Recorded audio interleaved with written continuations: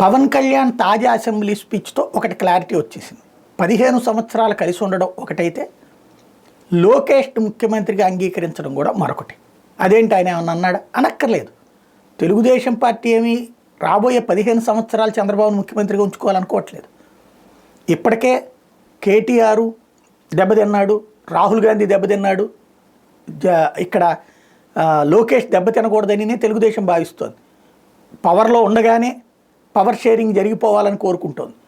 అందులో వచ్చే ఏడాదో ఆ పై ఏడాదికో ఖచ్చితంగా చంద్రబాబు పక్కకి తప్పుకుని ఆయనకి ఇస్తారు. కాబట్టి ఆయన జాతీయ రాజకీయాలకు సంబంధించి చూస్తున్నారు. ఎన్డీఏ వైస్ ప్రెసిడెంటా లాంటి అవకాశాలు.